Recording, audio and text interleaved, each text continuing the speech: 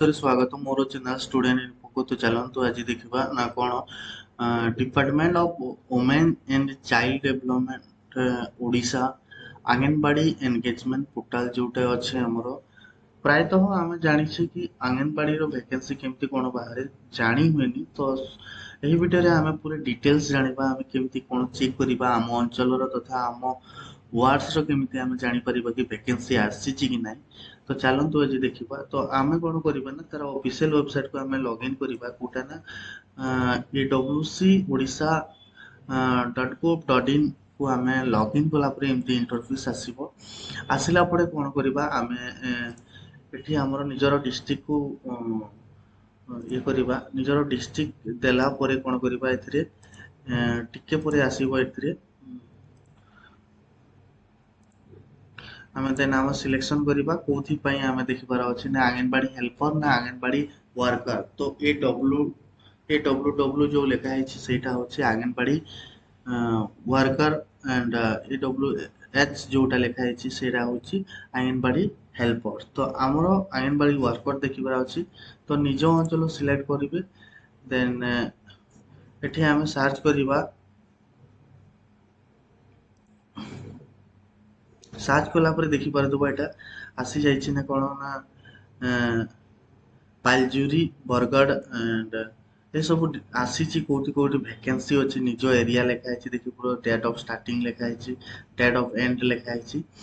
तो यही अंचल वैकेंसी गुड़ाक आसब आसनी देख ये अच्छी डिटेल रिसेंटा तो निज अंचल से आपण मैंने आंगनबाड़ी वर्कर वैकेंसी आसी कि नहीं चेक करें।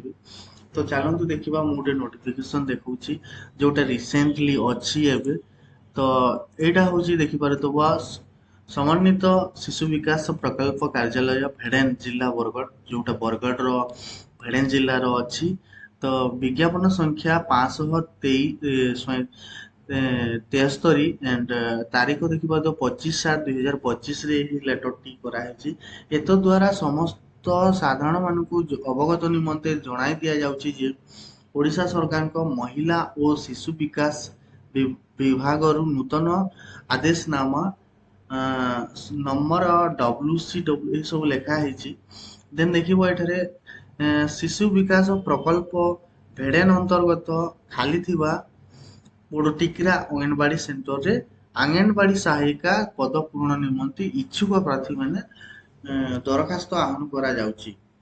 प्रार्थिनी माने तारीख तारीख ना 28/7 एबेरु तांकर एप्लिकेशन स्टार्ट हो तारीख रु 11/8/2025 पर्यंत ऑनलाइन माध्यम रे। तो कोठी ऑनलाइन करिवे ना केमिति ऑनलाइन करिवे जदि सेही जिंसटा चाहूचंती केमिति ऑनलाइन करिवे तो निश्चित भाव में कमेंट करिवे मु सेही वीडियो नै कि आसीबी and on engagement awc.odisha.gov.in website को जाई आवश्यक फॉर्म पूरण कर निजर प्रमाण पत्र सहित आवेदन करेंगे। तो आमको कौटी जावाक पड़ो ना ये जो साइट अच्छे आम लॉगिन करवा लॉगिन कलापर आम जाइकिना वेबसाइट को जाइए आम वेबसाइट रे आम अप्लाई कर कौन डॉक्यूमेंट लगुच डिटेल्स जानवा चाहते कमेंट करूँ।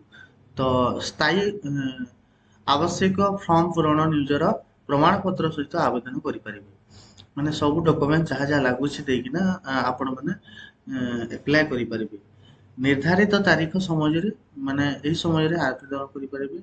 तो क्यों बाहरी देखी पार्थ खाली थी अंगनबाड़ी केन्द्र नाम हूँ पोटिक्रा जोटा कि डालप पंचायत अच्छी केन्द्र परिमित अंचल आंगनबाड़ी सर्वे खाता अनुजाई माने आंगनबाड़ी सर्वे को पर्यंत जो थाए एटा घर संख्या 1 रु 97 पर्यंत लिखाई ना घर नंबर 1 कहार ना लक्ष्मी प्रधान रु आरंभ करके पवित्र हरिपाल पर्यंत जो अच्छी 97 पर्यंत ये जो मैंने रोचती से माने अप्लाई करें।